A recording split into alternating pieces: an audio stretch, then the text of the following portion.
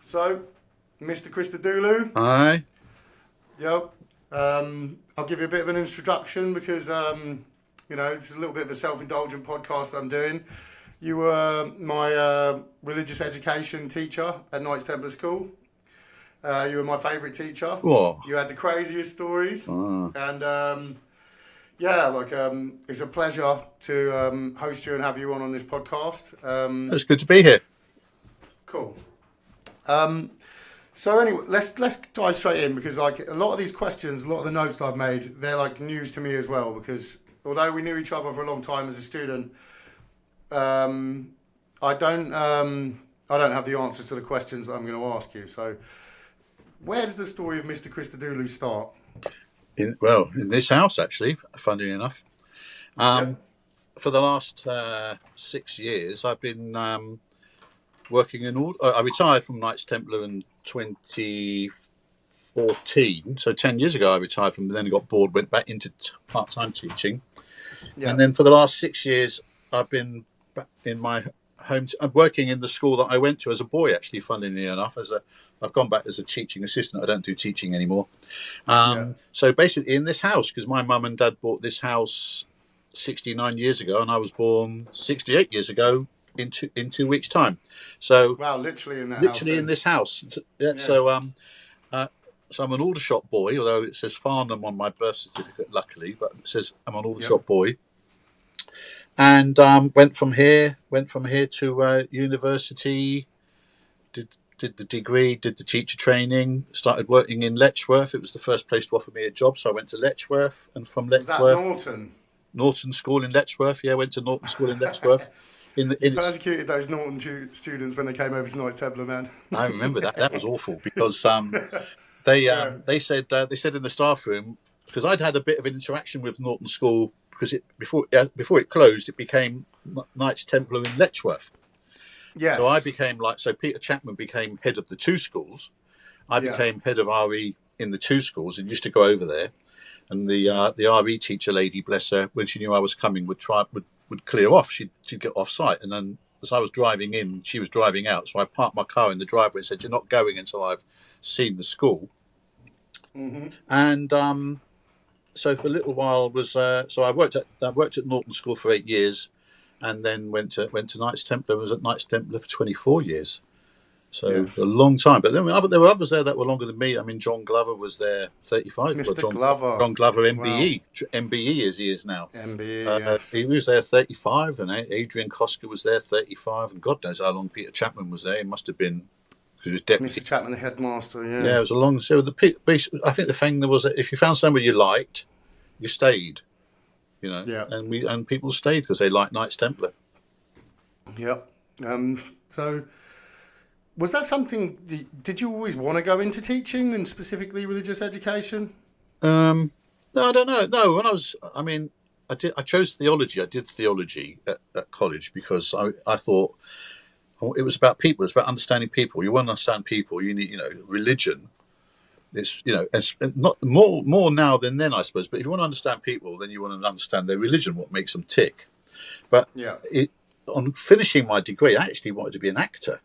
Funnily enough, I went to act, and I actually applied to drama school at university in Cardiff and was accepted. But the Hampshire County Council, bless them, said that drama wasn't a natural follow-on from theology, so I teacher training. So I went into so I gloried the stage in amateur dramatics, mm-hmm. and but taught for 36 years. I was teaching.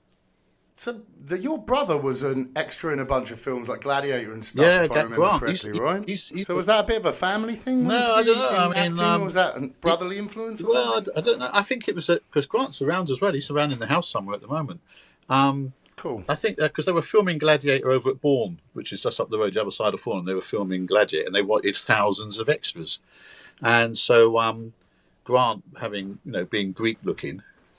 They stuck him in a Praetorian Guard uniform, so he got shoved him outside a tent. So he got the work with Russell Crowe and Richard Harris. In fact, he trod on Russell Crowe's foot, who called him a Praetorian bastard. But anyway, and so he stood around, and a couple of times you see him, and in that battle at the beginning of the film, He's marching Yeah. up. He's marching up the hill 6 times because they only had 300 guys as Romans, and they put them there, and they put them there, and they put them there, and they filmed them marching up the hill.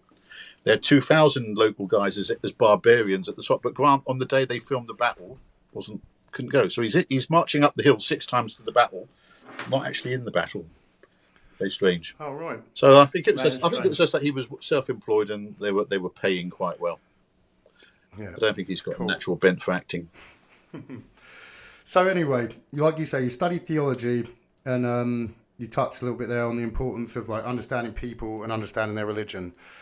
As an RE teacher, and like obviously having such like you were an RE teacher like your whole career, or did you teach other subjects? 36 years, yeah.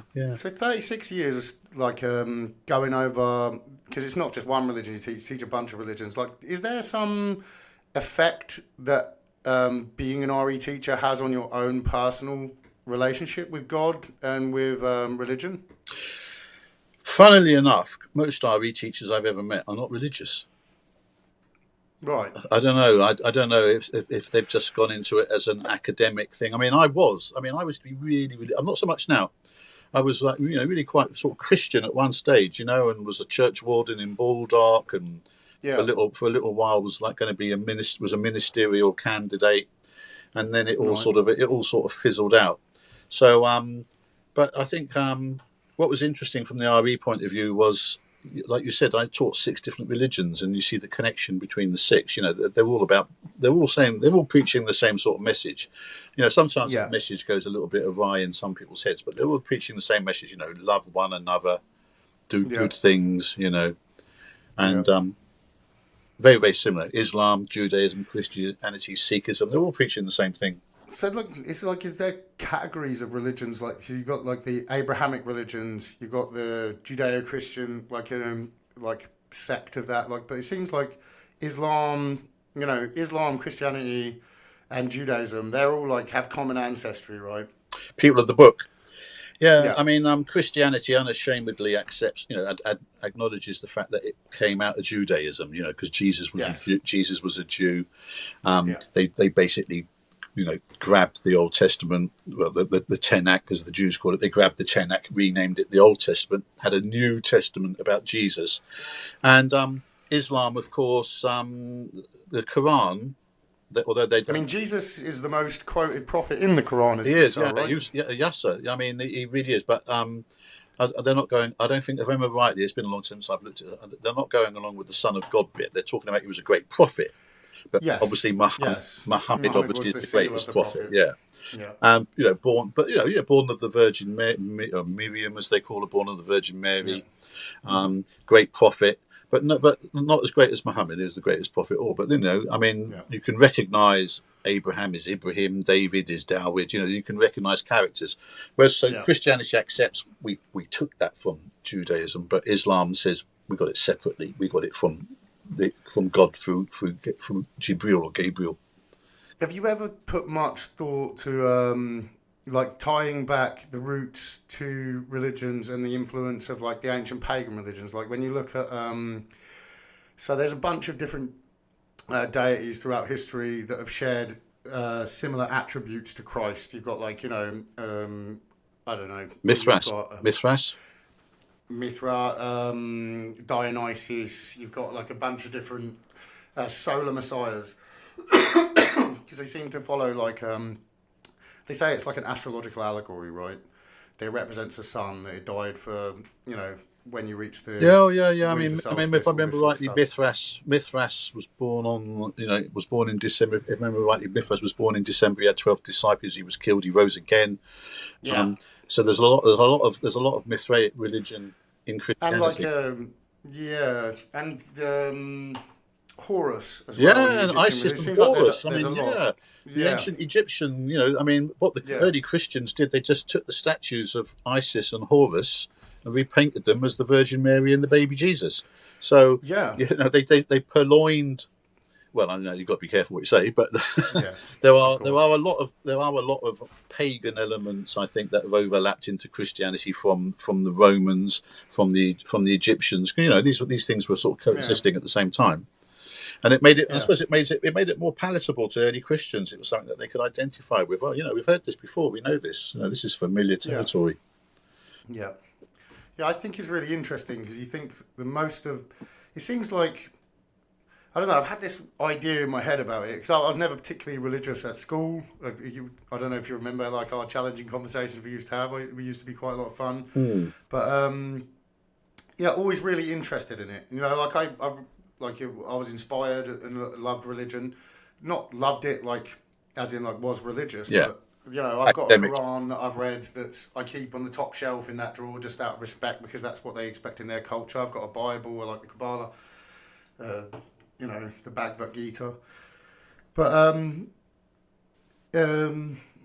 what was I going to say with this? It's kind of like this idea that even if the stories are kind of not necessarily 100% true, right, in one telling or the other, right back from the pagan influences to the more modern solar Abrahamic religions than like the very ancient. It's like there's almost like a meta truth built into it, right? There's like the stories, like each individual line in a certain story kind of is telling a tale about something, and it's that kind of idea. I heard someone else saying something similar on the internet once. It was like describing Jesus, and it was like the greatest guy that you can possibly imagine, right? So it's like he's literally born of a virgin. He's literally the Son of God. He's literally a virgin himself. He's dying for your sins, and he's betrayed by his best friend. It's like it's kind of amalgamating all of the things that maybe one culture wants to move forward as a society. Like from a top-down management perspective, right? Yeah, So, like, from the Vikings had the Norse religion, and Odin and Jesus have a lot in common as well. But I mean, if you think like back in their day, and they lived in like an arid land, and they had to be warriors, like the idea that raising all of your boys to believe the only way you could acquire the greatest afterlife and the respect, and if you revered really dying in battle was the only way to get there, that made you fiercer warriors. So it was good for them at the time. yeah, And then, like, once we'd moved on to a certain degree, this idea of like, let's build a society based around, being honest, being decent, turning the other cheek, forgiveness, humbleness, and I think that's kind of a beautiful thing. It wasn't obvious that us as a species that would take root and take hold as the dominant theology and ideology. Well, you have to Govern remember us that. as I mean, people. we got four gospels, but I mean, originally there were many other gospels, and these are the four that got accepted. I think there was something like 27 gospels originally, and there were parts of them that didn't suit the canon. This idea of Yeah, like that. So in one of them, I believe Jesus was married to Mary Magdalene. Magdalene. In another one, as a boy, he took this boy apart and put him back together again. All these sort of Right. apocryphal stories. So and they're still they're finding these the Gospel of Judas, the Gospel of Peter. They're still finding these apocryphal gospels. I think that what we've got is the very sanitized New Testament, the four that were the most similar, that projected this image that they wanted, that perhaps the Romans the Romans perhaps wanted to project to the citizens of early Christianity, of don't make trouble, keep Yeah. the rules. When they said to Jesus, shall we pay our taxes to Caesar or not? And he says, give me a coin. Yeah. And they give him a coin. They said, whose head is this? They said, the emperor. He says, well, give to the emperor what belongs to the emperor. Give to God what belongs to God. So he never said, don't pay your taxes, make trouble. He was He threw out the moneylenders, right? oh, he threw out the moneylenders, but that's And he went up against the state. only because they were in the temple, and the temple was the Yeah. house of God. You don't. It's sort of, it was a one-off incident, and Yeah. and it's funny you say that, because every time I go into a church or cathedral now and I see these shops in there, and then you think the same thing, that they were going to. Yeah. But I mean, they're there for the upkeep of the cathedral, whereas the money lenders and the money changers were there for themselves. It's an interesting thing that you said that, though. Do you think in some ways, I mean, like, obviously there's a lot of different churches, and I don't want to get too controversial or anything. Do you think in some ways the church maybe has lost its way a bit in modern society? I think sometimes. I mean, this look at the. I mean, you look at the Church of England, and the infighting in the Church of England at the moment, and the Church of England doesn't seem to know what it stands for at the moment, and it's putting a lot of people off. Yeah. So things like trans rights, and Yep. various other things that are going on in society at the moment, where perhaps the majority of the public perhaps don't support some of these things, perhaps as much as others do, It's and kind but sorry to interrupt. yeah, It's kind of, it just dawned on me, like I probably won't articulate this way, but is there some things like that are in biblical texts that are kind of supposed to be rigid? They're not supposed to evolve and change just because culture changes. Like, isn't it changing into a different culture? Kind of yeah. what the The Old Bible, Testament said about Sodom and Gomorrah. yeah, Like, oh yeah, and homosexuality. I mean, the Bible is quite. I mean, yeah, we it wasn't a it's particularly quite woke no, it's book. quite specific. Do not lie. Yeah, Do not. I mean, it's the Bible says, "Do not lie with a man as you lie with a woman." That is detestable to me. Now, that is, you think that is quite a black and white explanation, but now we know yeah, with 21st century view as well. God didn't mean that, or maybe he didn't. Maybe he was talking about hygiene. Whether he meant this, whether he meant that. And so you've got this division in the Church of England where people are sort of saying that's the word of God. That is quite literally what it means. And other people saying, well, maybe there's a little bit of wiggle room here. Maybe it didn't mean that it meant yeah, this. So I think the church is pulling itself apart. I mean, yeah, attendance at church is at the lowest it's ever been. There's infighting, there's squabbling. You read every time you open the newspaper, there's some church somewhere that have turned against their vicar because of something or other. So yeah. I think that the Church of England needs to get its message. I mean, at least with the Greek Orthodox Church and the Catholics, they put their message is pretty much the same, and it stays pretty much the same. It's quite Yeah. black and white. That's I acceptable. mean, That's not. post Francis is kind of he's definitely a more radical pope, Yeah, right? He's changed the Catholic Church quite a lot, he has. Yeah, and yeah. the I mean, from papacy. Pope John Paul II, who was quite sort of reactionary, and Yeah, I think there's to there's had to Benedict's be a 15 minutes of move. fame. Yeah, there's had to be a move. I think towards being more liberal because Hmm. society is more liberal. But I think even then, there's the Catholic Church is still quite clear on quite a lot of things. Yeah, I don't think we'll see married clergy in my priests in my lifetime. There's been yeah, talk about it, but I mean, I suppose what you see is what you get with the Catholics and the Orthodox, and the Church of England can't seem to make up its mind who it's catering for or what at the moment.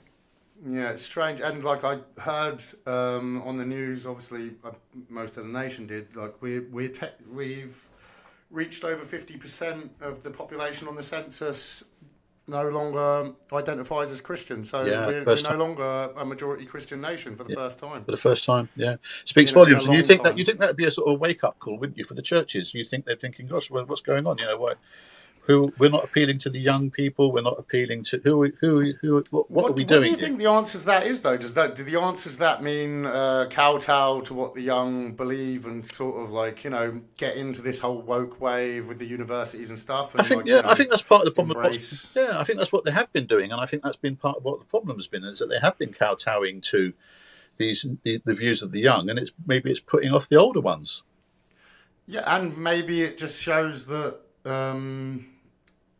maybe it exposes something that's it's like kind of like I don't know. I was going to say when Donald Trump got elected as president, but I don't want to get too political. It's like sometimes an institution can be exposed as not quite the way that you perceived it as, and you look at it differently. Like I don't know how a certain institution reacts, and like it was a trusted institution, and you think, well, if you can just change all the rules that I've lived my whole life believing, that you're going to ignore all the passages in your text to try and get the numbers up for donations. Like what it does. I don't know. It does kind of damage the integrity of the institution a little It bit to does. It kowtow. totally. Yeah, it totally Yeah, does. Yeah, it's neither fish nor fowl. You're losing your core members who are the older members, I suppose. But at the same time, you also realise that for the church to survive, you've got to get in the young ones, and yeah. so you've got to become more appealing to them. But it doesn't seem to be working in that. Although they're trying to be more appealing to the youth, they're not coming to church. Yeah. So What do you think about like, especially as someone who has taught, like you say, six religions. Which of the six? I know you Well, taught Christianity, Islam, Judaism, Hinduism, Buddhism. What have I missed? Islam. Islam. Yeah, yeah, yeah.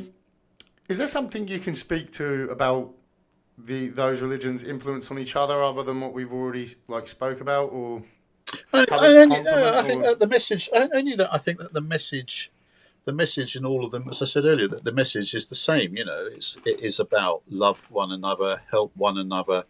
Of course, Buddhism isn't. My oldest son is a Buddhist, and and it isn't yeah, really a religion because there's no God in Buddhism. Of course, it's Buddha was a man and he died.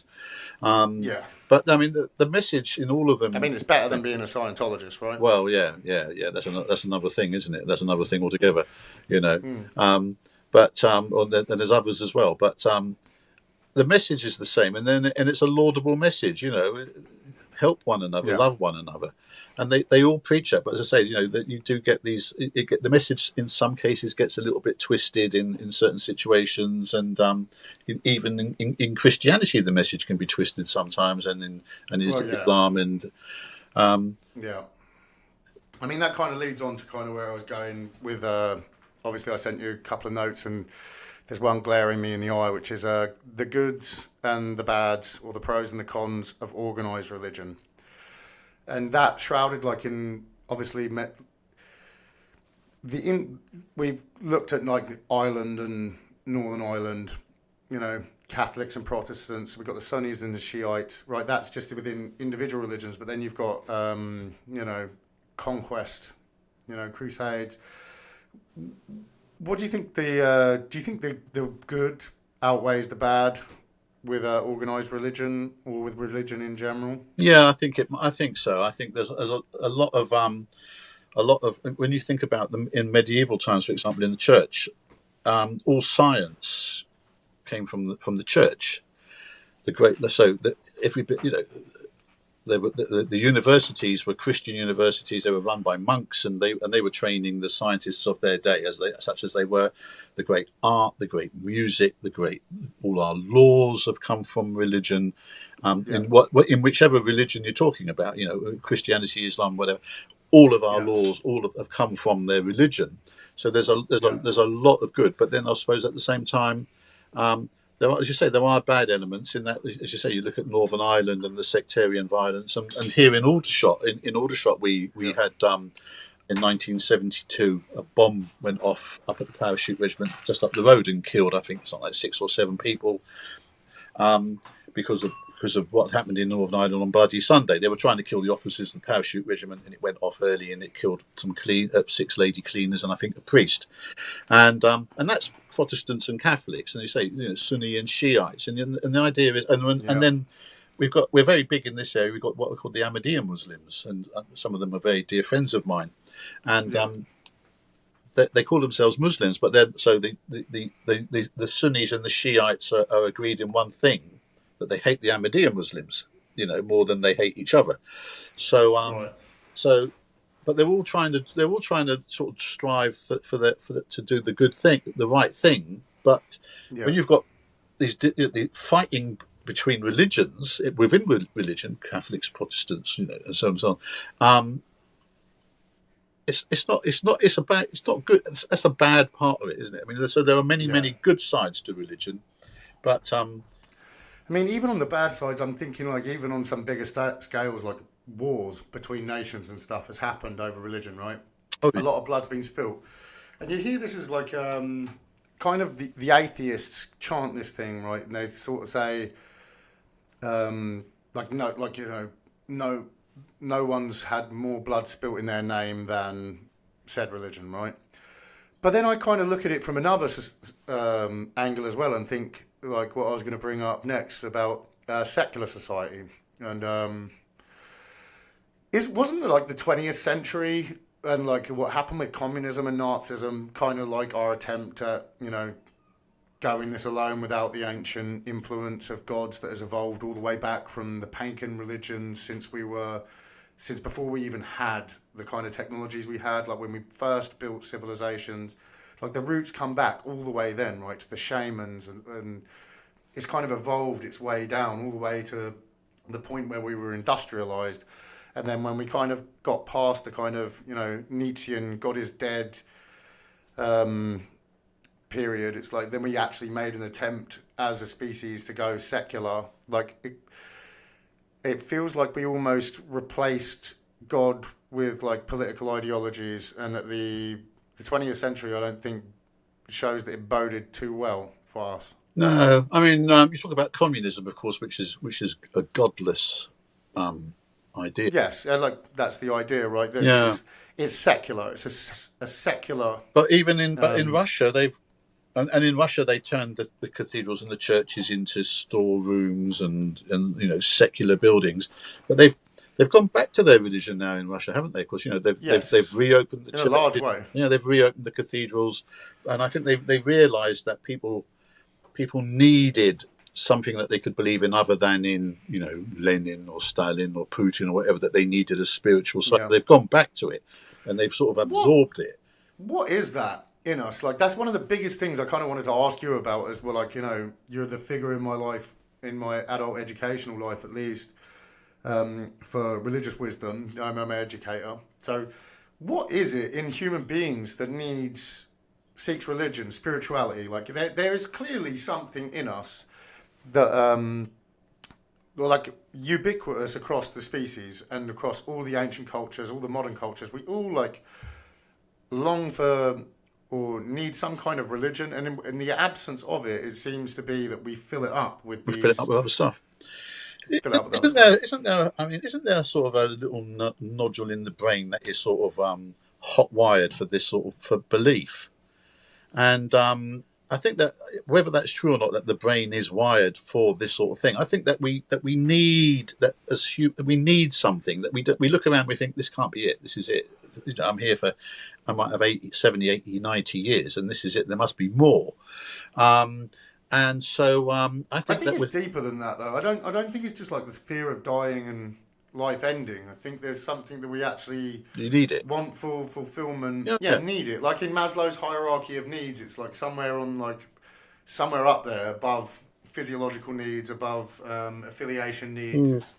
I think somewhere up there's spiritual needs. You talked about the Nazis earlier on. Well, the Nazis didn't get rid of religion, of course. They Nazified religion, so they kept the churches, and they took the cross off the altars, and they put the swastika on the altars instead. So the Nazis recognised the need of the whereas Marx and Marxists and communists thought that they raided all of the Masonic lodges and stuff. They were very esoteric.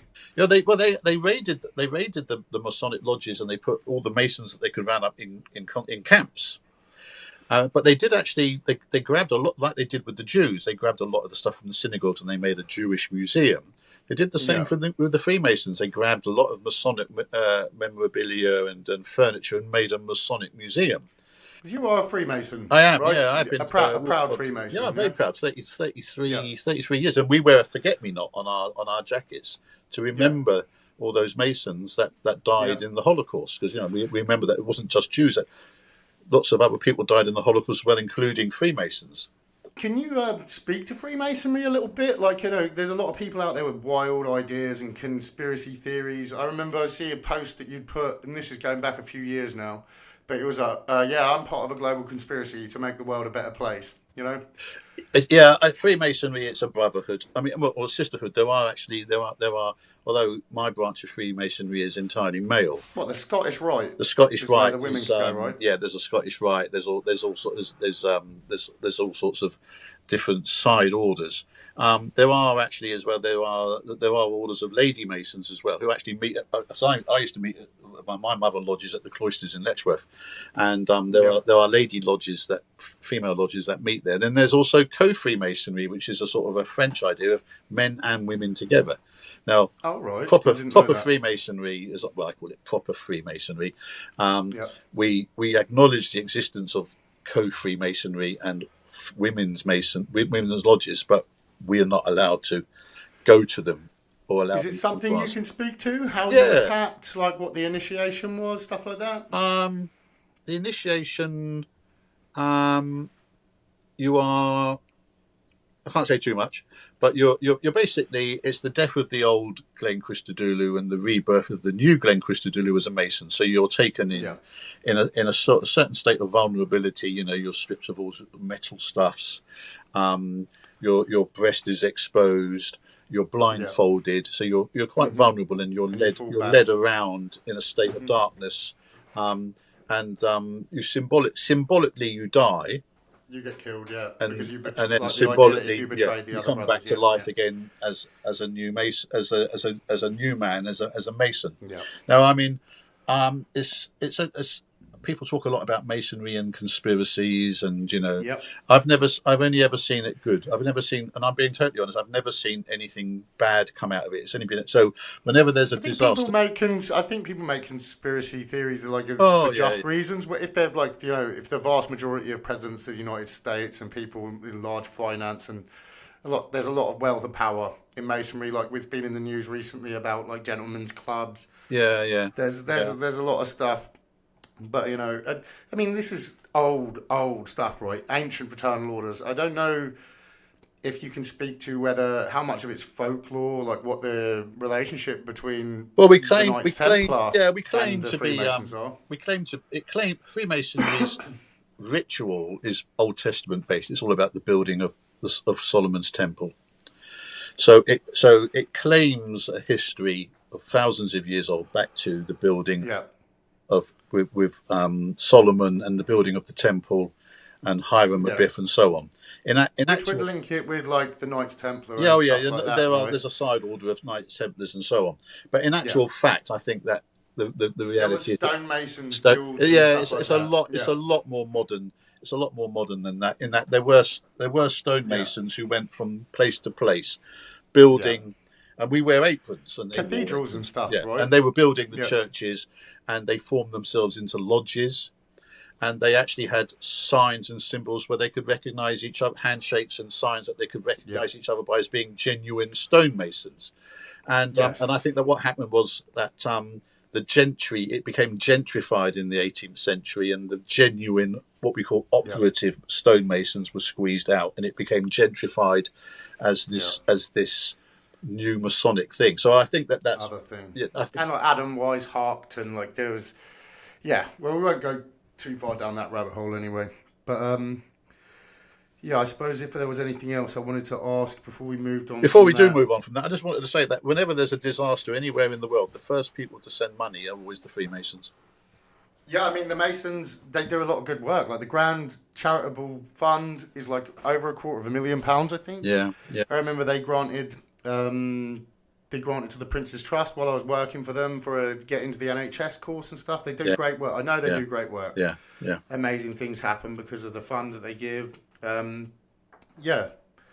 don't think... I think maybe it's, you know, like what was it John F. Kennedy said, in a free and open society, you know, the very word secrecy is repugnant or whatever.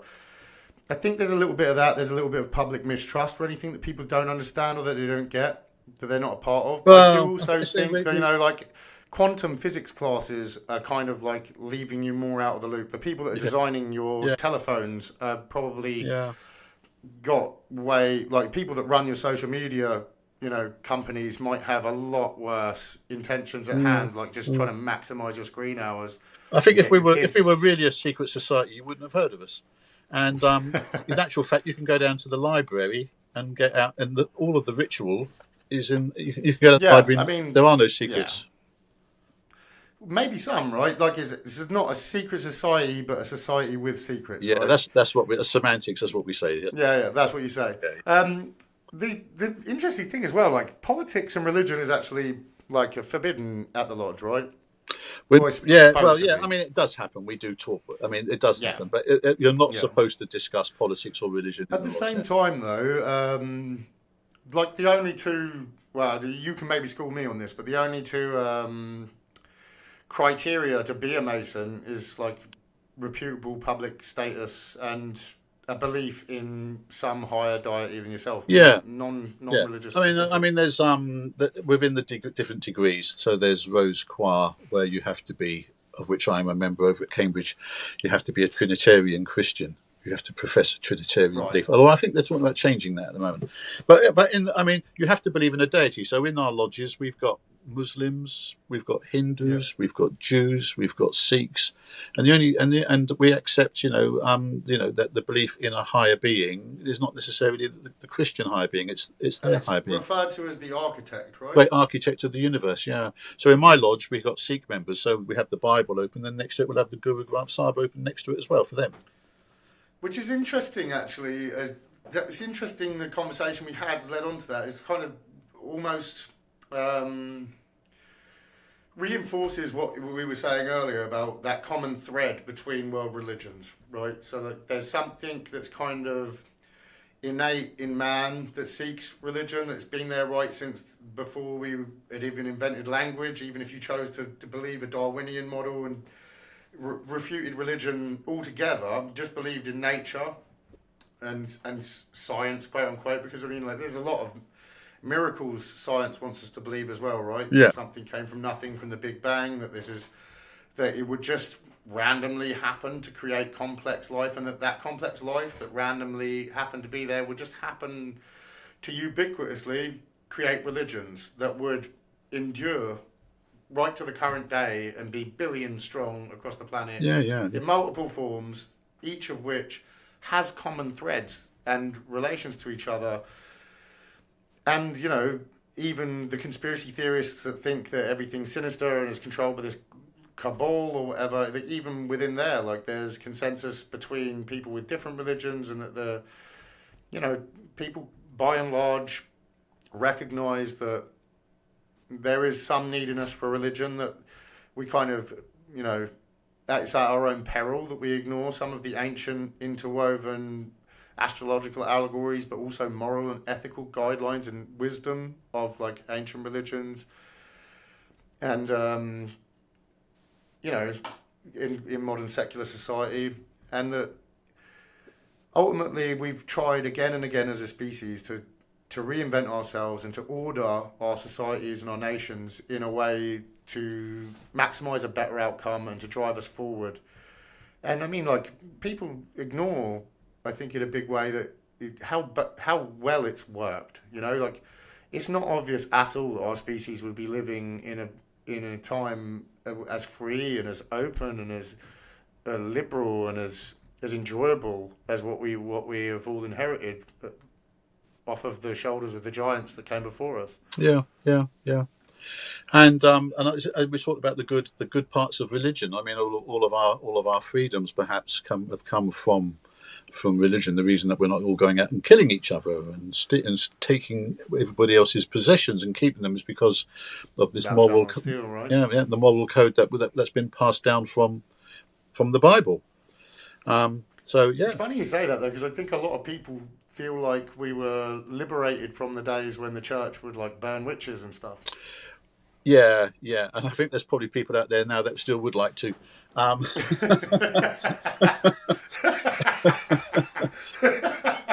Yeah, I think so. So we've at least we've moved away from that. We've moved away from that at least. Yeah, certainly. Yeah, awesome. Yeah. So education. Yeah. Big part of my life. Big part of your life. This is your whole career, right? Well, I was talking to someone the other day, and I said, "Look, I'm 68 in 2 weeks' time, and I've been in education in one form or another for the last 63 years." Wow. So I started going to school, and then I went from school to university, from university to school. Yeah, sure. And I said to somebody, I'm totally institutionalized. I've never known anything else, which is why I'm probably still at 68 years old, still working, because I've tried to retire, and I've just got so bored with being retired that I've gone back. I think people die when they retire anyway, Yeah, they talk about it in teaching a lot, that so many teachers that, they retire on the Friday and they've got nothing to do on the Monday, and they sort of give up. And I think that's probably true in a lot of professions, that I think so. They give up. I think a lot. Yeah, and as a teacher, you're such an integral part. You watch generations. Of middle-aged people, and grandparents. I taught people that, and that's when I started realising I've got to get out of teaching, because it was okay if people said, "Oh, you taught my dad," I think, okay.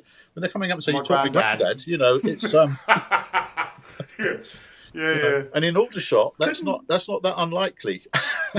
We got a lot, it's very so very young interesting that monks. it's so interested to know, like from your perspective, like how from your perspective how the education system has changed over the years as you've seen it. Like, is it like I've got an 11-year-old son who's going through the education system now, and there's things about it I think maybe I just don't know, right? Like, what about the teacher's perspective? Like, from your perspective, is there observations you can share? Some Yeah, insights? it goes in cycles. It goes around and around and around. There's nothing new in education. So things that are sort of buzzwords now were probably buzzwords when I started 40 years ago. What made a few of us leave, and quite a few of us old ones went at the same time at Knights Templar. Your old school. I think six of us Yeah, went. Six of my generation went at the same time. In that we didn't like what was. We felt like education was not for us anymore. In that they'd brought in this thing called independent learning, where you facilitated the learning. And so in an hour's lesson, you taught for 15 minutes and the children somehow taught themselves for the remaining 45 minutes. And myself and the others that went, we felt, we're the people in the room that know the stuff. And it's our job to impart this knowledge, and somehow that the children are supposed to pull this out of the ether. And so there were certain initiatives in education that we thought were sort of a bridge too far, and it was time for us to go. Now independent yeah. learning's gone again, and it's back to classroom teacher-driven learning. I remember you. You starting your lesson one day, or maybe more than one day, saying, "Hello, children. You all look like a bunch of dead sheep heads." Today we're going to talk about how great I am. And then we watched an episode of The Simpsons. Yeah, well, it's amazing how much religion there is in The Simpsons. There is. It was actually really effective. No, you were fun. And look, this is another thing I wanted to bring up, and this is really self-indulgent. What was the story behind that cursed rag, right? Oh, I I've remember still this got that. day. That's downstairs. I've still got that. I remember this. You were telling the story, and it was like anyone who crossed this rag, right? And Yeah. it's framed. Yeah. And I threw my homework diary on it, and it fell on the floor. Yeah. And the whole class was like, Yeah. and even on my lunch break, you'd got in everyone's head so bad, man. They wouldn't even come and play with me, man. I had to play on my own that lunchtime because they were thinking like, fuck, he's gonna die or something. You're still here. I bought that's downstairs. I keep that locked away. Yeah. I won't have it in my house. It's in my mum's house, and because my house is in Lincolnshire. My wife's in Lincolnshire, and I'm here at term times. Yeah. Anyway, it's downstairs in my mum's house. Don't tell her. I bought that in '77 in Guildford, and it was a brass rubbing, and it had been cut out and put on linen, and it was from Guildford Museum Society. And I think the rubbing had been done. I've since discovered the rubbing had been done in like the 1890s. That brass that the rubbing is done, that brass no longer exists. It was stolen from Whitley Church, and I bought it, and I put it up in this house. Actually, I put it up in this house. This is where the story began. In the bedroom up there, and then I put it up on the Saturday, and on the Monday, my mum was sitting downstairs. There was a knock on the front door, and not the door knocker, not the doorbell. There was a knock on the front door. She went to the front door. There's no one there. She went out into the street, looked up and down, no one there. Came back in the house, and the idea is that by opening the door, she'd invited it in. And so she was going out, it was coming in. And basically it started rapping on the walls in this house. It started rapping away. And she said, get rid of that thing. So I just rolled it up and put it in her attic. And over the years, every time I put it up, strange things happened, basically, that there was knockings. I lent it to a girl when I was working at South Lodge School in Baldock, the EBD girls' school. There was a girl that worked there, and she wanted to borrow it. So she put it up on her kitchen wall, and she was on the phone one day. And she said, "Someone did that on the top of her head." And I said, "Well, what was that, Alex?" She said, "Well, I don't know. I thought it was my cat." I said, "Does your cat fly, Alex?" She said, "No." That's funny. I said, "Now you mention it," she said, "It was strange, that someone did that on the top of my head." And said, "And every time I went in the kitchen, the cloth was on the floor, but it wasn't on the floor there where it would have fallen. It was on the floor over there, and it was ravelled up as if it had come off the wall and it had gone across the room and fallen." And various strange things. I put it up on the wall in Knights Templar, and things happened there. So now I keep it. I keep it Because down. that school had the school had a lot of its own little haunting stories, right? Oh God, Knights yeah. Templar School. Poor old Steve Thomas, the Oh caretaker. yeah. I knew his kids as well. Oh yeah, Daniel, Daniel and I can't remember I can't remember Becky, Becky. Becky. Yeah. Old Steve had a terrible time with it. There were all sorts of things going on over there. Like there were a couple of members of staff who just before my time and in my time died from suicide, and he was quite adamant that perhaps it was them. And the alarms would go off, and he'd come across, and the thing about the shutter, where the shutter was juddering like this for no reason, that he couldn't open the door, even though it was like someone was pulling the door shut from the other side. Very strange things, and I suppose you're going to get these older buildings. I suppose you get these stories. But Steve got to the stage, I think, when the alarm went off in the mornings, at 2 o'clock in the morning, he wouldn't go over. And he basically lived on the grounds. He lived on the ground. I think he still does. I think they've built. Still has that house. I think that old one. I don't know because I've not been back for a while. But they built a chalet. They built a new chalet. It's definitely changed. They're driving past. Yeah. They built a new chalet, yeah. and the thing that was so the alarms would go off, and it's very strange things. So strange. That's his story. I mean, there's a video of this. He's got a video of it out there somewhere. There was a video. It's like a light, right? Yeah. I remember two orbs went around his body and out the window. Yeah. And he thought it was like there was something horrible in that room, and there was something nice in this room that was trying to stop him getting into there where the horrible one was. Yeah. Even the school I'm in now is a modern school, but supposedly there's supposed to be the ghost of a World War I soldier, but I don't know why because the school's only 1964. But anyway, Well. But kids the reason I bring it up as well, though, which is funny, right? And this is the next story I'm going to bring up. Is I already did a podcast. I don't know if you remember another student of yours that was in my house in Pembroke, Paul Smart. Yeah, I remember that name. Yeah, lovely lad. He was on the podcast as like one of the first guests, and he went on to university. He now works as a web developer, so he's into computer coding and stuff like that. But he studied philosophy, so we did like history of Western philosophy. Oh yeah, and. We're kind of talking about, we talk about a load of stuff, basically all the way from pre-Socratics all the way up to Heidegger and Nietzsche and the like. So we went through the whole thing. But we brought you up. You came up in conversation, right? Because it was a story of me and Oliver Smith were bunking off school one day, right? Playing truant. And we were in a shop. I think it might have been the W.H. Smith in Letchworth. And you came up to us and caught us and went, sick boys. And we were like, shit, we've been caught, right? Like, oh sir. And you were in there looking for a copy of some Gazette paper that you were in because you were in it because you had a picture of yourself in there with a full-size Dalek that you were bought. And you were bunking off school as well. And I said I'm going to try and get Mr Christodoulou on the podcast on that one, which was a while back, but it's actually happened. Yeah, well, you can't. The number of times I actually saw, even when I wasn't myself,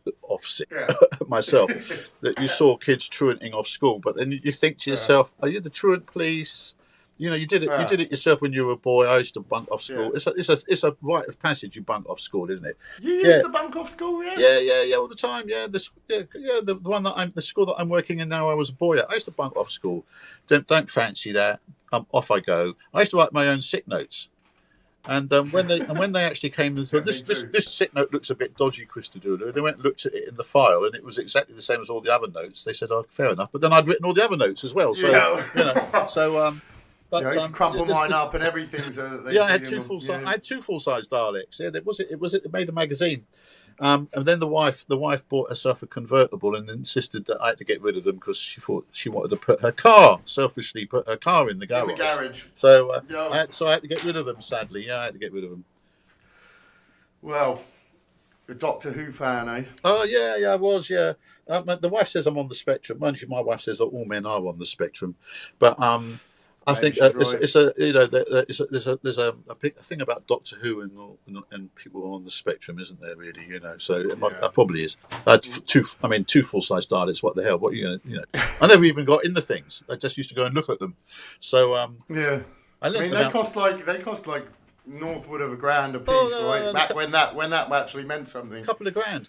I mean, mine were made for me by one of the guys who made them for the BBC, so they were like screen accurate. You Cool. want to buy a screen used one, you're 20,000, 30,000 pound probably, but Yeah, these were about I'm as close sure. as you could get. But I'm sure. I Yeah. would have been a bit too sad to get in it and trundle up and down the road in it. Yeah. Do you have any thoughts on from Daleks, modern alien technology? What about, because I'll go on the educational side of it about thoughts on modern technology and whatnot, but just before I do, with all this stuff going on in America with disclosure and stuff, and I don't really want to get down that rabbit hole, I just want to ask the question, if we did discover as a species that there was an advanced or multiple advanced civilizations in the universe other than us, like alien contact, what implications would that have on the world religions? That's interesting, isn't it? I remember reading it was a science fiction story once written by Ray Bradbury, I think, where these astronauts went to a new planet, and Jesus had just been there. And they thought, we've got to get Wow. on. We've got to get in the rocket. We've got to get in the rocket, go to the next planet because he's left here, and we've got to get there. So they jump in the rocket to go to the next planet because they want to meet Jesus. And one of them says, "No, I'm going to stay here." And it turns out that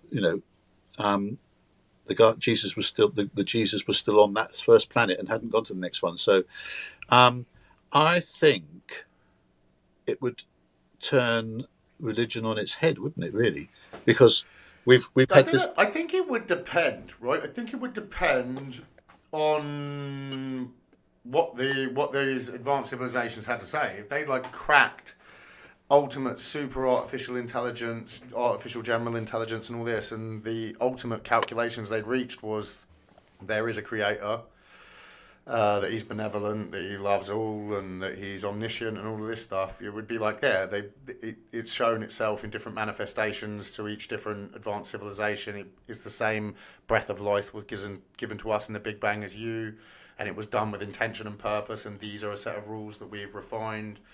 I mean, maybe that wouldn't turn it on its head. Well, we've had 3,000 years of religion telling us that that this planet is unique, that we are made in the image of God, and then I mean, but how much of this is like stuff, the minutiae that we're allowed to adapt, though, right? When we're allowed to adapt to trans rights and homosexuals and all the rest of it, and maybe what's written in our DNA code, and it was all part of God's plan. well, I At the don't. time the Bible was written, it was supposed to be interpreted as such as it was. And we were supposed to reinvent ourselves and be rebellious to it like a teenager does, as Well, on a larger cycle. yeah, but I don't know if I'm you're familiar with the word. speculating. You've heard of von Daniken? Yeah, a little bit, Right, back in the 70s, he was all the rage, in that he wrote these books basically that said that we were. The reason that there's no missing link is because there never was a missing link. That we were genetically engineered by God, who Yeah, came from another planet. And the yeah, reason why the Old Testament, we've got an Old Testament God who's a God of anger, and then you've got a New Testament God who's a God of love, is because there were two gods, and that yeah. they were from another planet. And then there were things like the description of God's chariot in Ezekiel is a spaceship, and so on and so on and so on. So Yes. it's Well, I not kind of a put new that idea. in. I kind of lump that up a little bit with the Scientology, right? Yeah, yeah. It's sci-fi. Yeah, I think so. Yeah, and it was all the rage. It was all the rage in the 70s. He wrote half a dozen books on it, I think, and then he went too far Carl and started Sagan wrote he good started to books. fabricate evidence, and then it all blew up in his face. Yeah, But but people were starting to come around to this cherry idea. pick maybe more than fabricate. Yeah. People were starting to come. Millions of people reading these books began to think, well, maybe there is more to the universe, and especially with this God side of it. I Yeah, think that. I think it would. I personally think it would cause a major upheaval because, yeah, I do. you know, I do. I was kind of playing steel manning it, like as in saying like there is potential that that wouldn't necessarily do that, depending, like, you know, on what happened. But ultimately, if there was like a secular alien species with advanced technology that had come from somewhere else and we weren't, they didn't really. Our image was very different than theirs. Let's say. Yeah. We'd probably think like, well, fucking hell. Yeah. The origins of life in the universe. We weren't so special after all. Yeah. Do you have any intuition on that, though? Do you think we are alone in the universe? No, I've never thought that. I've always thought it's an incredibly arrogant thing to assume that there's this huge infinity of space with probably billions of planets out there, and that life is more than that. Yeah, yeah, you know. Hundreds, and I mean, billions, it may be trillions. it might be life forms that maybe are similar to us, because I don't know what sort of conditions are necessary to create life. But it might be life forms that are totally alien to us. Well, even if you look at this is the old idea of the Fermi paradox, right? Where is life? If all you need is these basic conditions, there's only so many elements in the periodic table that are naturally occurring, and there's like more. There's more stars in the galaxy than there are grains of sand in all of the deserts and all of the beaches of the Earth, right? And there's more galaxies in the universe than there are stars in the galaxy. If you look at it from that perspective, like it's like when you do the math, you're like, well, this shouldn't be uncommon, right? There should be conditions exactly the same. You like so often throughout the universe that there should be life. And his argument is if that was the case and there wasn't something special going on here, why don't we see evidence of it? Now I have my own ideas on that. I just think like if the universe is 13.8 billion years old. I mean, like, how long does it take from a Big Bang to form the first stars, in the crucibles of which, like, forge the heavy elements that have to be blown out in supernova over billions of years, collect back into matter and form the planets and the solar systems, and then the ones that are stable, which have a moon in the right place, which have a gas giant, which is rare in the solar system to deflect meteorite hits for someone. And then even when you look at it, like the ones that are like that, like how many light years away are they? If it's over 100,000 light years away, it's 100,000 years until we see the evidence of what they've done. If someone 100,000 light years away from us, it will take 100,000 years for them to perceive light from our planet that's travelling to them now at the speed of light. And the satellites we have up there are so insignificant you wouldn't notice them. Yeah, I find it hard to sort of believe though that these guys are travelling across galaxies to come down to Texas, turn a cow in, no, and then walk up and down in front of some yokel, give them an angle probe, and whiz back again. You know, I don't believe that. I'm not much for it. I don't know what kind of psyop is going on with disclosure and stuff, but I don't think it's legit. Unless there is some kind of it's fanciful, isn't it? You know, it's clickbait. But I don't know. It's an interesting idea. I'm more interested in like the idea of though, just like, are we alone? And I kind of probably like intuitively would guess no. There probably is some. Maybe we're alone in the galaxy. Maybe we're one of the first to the party. Maybe it is something like, you know, getting certain level of intelligence, you know, on a rushed evolutionary scale and having thermonuclear weapons. You're just more likely to wipe yourself out or get. I remember reading somewhere we ought to stop sending science fiction programs out, broadcasting science fiction programs like Star Wars and Star Trek out, because these are going to be travelling out across the galaxy, and these guys, and I think these guys are a lot more advanced than we thought. We've got to go and have a look at these. And, that's interesting. Yeah, that's an interesting idea. Wow.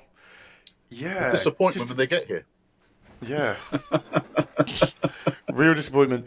I don't think that any species would come, like most of the like Hollywood movies, when they're coming over to, they come to Earth for some reason. It's like, they want to come here for our resources. And I think like for someone who didn't have an education at even somewhere as good as Knights Templar, maybe you might walk out of school believing still that, you know, there was any resource on the planet that wasn't ubiquitous across the rest of the universe. On their way here, they couldn't have just gone and got entire nebula of diamonds and entire asteroids full of water. Like, why would you come here for that? Well, what would you come here for? If they've got the technology that can bring them across the universe, across galaxies, what's the draw here?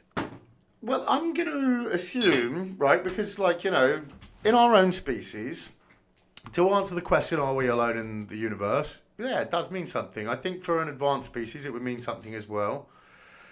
I think like we study ants, we study microbes, we study cancers, we study anything. I think we would study the other species. I don't think we'd necessarily send biological matter there for the amount of time that it would take, and even if they could do it instantaneously, I don't know if they would actually physically go there. So I genuinely think like if we were going to ever have first contact, it would be but when we're advanced enough to create like super intelligent AGI, artificial general intelligence, and I think that artificial general intelligence would communicate with another artificial general intelligence. So I'm going to assume they're more advanced or as advanced as we would be at that time, you know? So it'd be worth their while. When it's worth their while. Yeah, when it's worth their while. But I mean, like, even if we found out there was just like snail like version and plant life on some other planet that had a methane atmosphere, fuck me, we would spend $100 billion to send a probe there. Let's not lie, we would. Yeah. We would. If we knew it was there, we would. Yeah. We would want to know, is there some medicine we could figure out? But what would we figure out? Well, it seems like every time we do something that the naysayers say not to do, whether it's take that trip, like, you know, like, imagine the species back at the end of the last ice age, you know, down to like small numbers and venturing out across the vast plains and, you know, setting up camp in all these different arid, like learning to deal with new predators, new environmental struggles. And to the point we've changed and evolved so much that we're separate. And then it's the interrelationship with all these different cultures that gets us to where we are. Like, you know, India is the culture that comes up with like zero and minus numbers, and you know, it's just like it seems like that's almost like, you know, there's a great book I've got back over there on my piano, Gardner's Multiple Intelligences. The idea that there's multiple parts of the human brain that deal with different types of intelligence, right? 7 different types of intelligence. You've got musical intelligence, you've got linguistic intelligence, kinesthetic intelligence, like your body and movements and dance. You've got spatial intelligence, you've got mathematical intelligence, and you've got interpersonal and intrapersonal intelligence.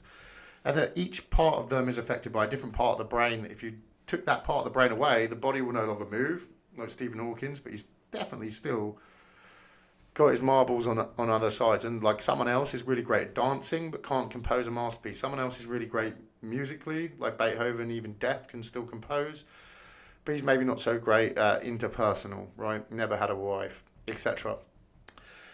So like, you know, I think like maybe on a larger scale, if you zoom out, the species is almost like this meta thing. Like we're a composition of loads of different living cells.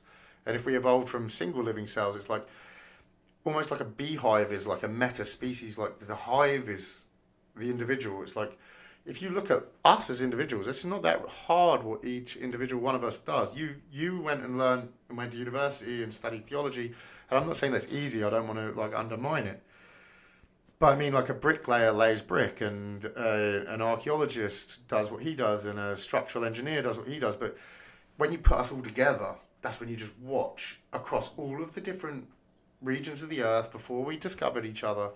There's a lot of similarities. It seems like we're hardwired to do a job, like the bees are hardwired to do a job, like the birds are hardwired to do a job, and we don't have a view of the whole. Maybe that's God's view, right? To bring it back to religion. But yeah, I think when we talk to ourselves in relation to like other species, I think like we kind of we can't help but anthropomorphize it because we have no idea what that would even look like at all. Interesting. Yeah. But what do you think first contact would be like? I think first contact would be a super intelligent artificial general intelligence communicating with another one. Yeah. In some way, like in the future, because I think that we haven't even touched the tip of the iceberg with artificial intelligence. I think it's going to run away from us. I don't necessarily. I'm not sure that consciousness is just an emergent property of sufficiently complex neural networks. So I kind of have a fear that actually super advanced AI is kind of dangerous because it might represent more of intelligence than us, and exponentially more and more and more when it starts to redesign its own code when it runs away from us. And I think that most of the people designing this that you can watch on intellectual podcasts such as Lex Friedman or wherever else, you know, the top people at MIT and at Harvard and whatnot, they're working on this stuff, at Stanford, sorry. You know, they seem to be somewhere on the spectrum themselves, to be honest with you, you know, and I'm not convinced, even if it could pass the Turing test and like you couldn't tell the difference, is it just mimicking it like ChatGPT? Like, is it just a hack, right? And I hate the idea of like no one ever having, like, what does it taste like to have an apple? What does it feel like to be sad? What is a B minor chord? You know, a B minor seventh after an E major sound like? It's like to take that away from a culture, to take like just because it can crunch data, maybe it can answer some questions like at the alignment issue. Like, I don't know. I think first contact would look like super intelligences, like artificial intelligence contacting each other, and I think the probes that are like that, maybe it would be just a probe that was sent here from a million years ago. It's traveled for a million years with an AI on board, because you don't need to worry about pressurizing the cabin. You don't need to worry about it having multiple generations. I think that's what it would look like. I think it would look like technology. I don't think it would look like a biological being coming down some nefarious plot that would make a good Hollywood movie. Someone said, I can't remember who it was, and it was one of the great science fiction writers. Someone said many years ago, I remember reading that first contact is to be avoided, because it would be like plugging a battery operated toy, us, into the mains. Yeah. We just would not be able to cope. We would just like trying to download the internet into a calculator. Well, yeah, you know, but it's an interest. I think if it hasn't already happened, I think it's going to come. Yeah, I think it will come. Yeah, I think it will come. Well, I'd fucking love to see it. I'd love to see it, and I hope it's better than, you know, what I've just described there. Yeah, I mean, I hope that there is some ship that comes down. Well, you know, they as and when they come to help. They come to help. Well, that's for sure. We should hope so. Rather than come to conquer. Yeah, I mean, like, but that maybe like that's anthropomorphizing as well. I mean, it seems like wars and less people die of wars, right? Like, we're getting better, I think. Like, I can't stress enough that it seems like what drives us in selling papers and selling news stories is always negative, but like the crime rates have dropped, the murder rates have dropped, like things are getting better, like women's rights, trans rights, gay marriage, like fucking what more do you want, man? Like it's getting better. Like you can't expect it to be perfect, but it's certainly getting better. Like, I don't even think like Jeffrey Dahmer and Ted Bundy could have the sprees like that, such as they had, because even for the people that want to, you know, see this Orwellian type of technological, and that is a real risk, right? And you look at China, social credit score systems, like there really is a risk of that. It's not like I'm not trying to downplay the risk of that, but it seems like it also mitigates or like, you know, deals with the risk of, you know, someone going on a 30-year killing spree of women and stuff like you. I just think you'd get caught a lot sooner. I think in my lifetime as well, I've seen so many changes, so many benefits in society. Like you said, you know, trans rights, gay rights, women's rights. We just seem to get better at killing. I think we're getting better at killing each other with weaponry and so on. But I think that, and on the other side of the scale is that the world that I'm living in now is unrecognisable to the world that I grew up in as regards human rights and respecting other people for who and what they are. So you're not a believer in that old meme, though, that you know, that the youth of the nation don't respect their elders, etc. No, I don't believe that. No. Do you think something's been lost in education, though? Because this is like a lot of this stuff kind of ties into it. I had some notes, and it was kind of like, you know, what influence, like the impact of stuff like ChatGPT and OpenAI on the education system? We had an incident just the other day. Let me just go and turn the light on. Hang on a minute. Yeah, no problem. Just the other day about this. Hang on.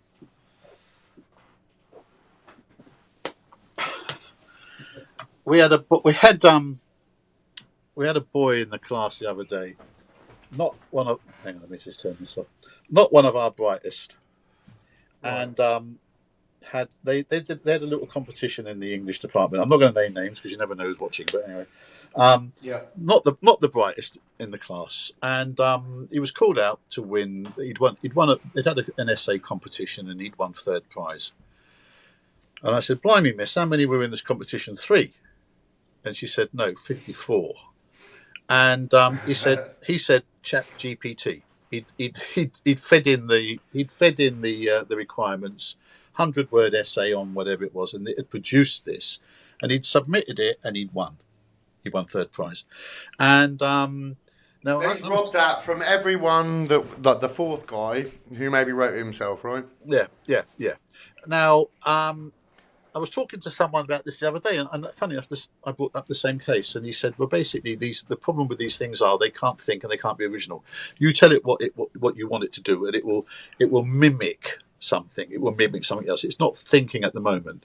And all of these AIs, at the moment, we're not to worry about them because they're not capable of independent thought. They mimic whatever it is that you ask them to do. So you give them a parameter. Mm-hmm. But I think." Yeah.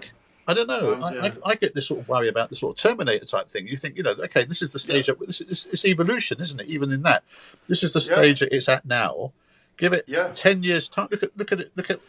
I mean, the new iteration. I don't know if you've had a chance to interact with ChatGPT. No, I haven't. No. It's amazing. It's certainly creative. I mean, you look at like stuff like AlphaGo, right, and stuff that beat the chess masters back in the 80s, right, or the 90s.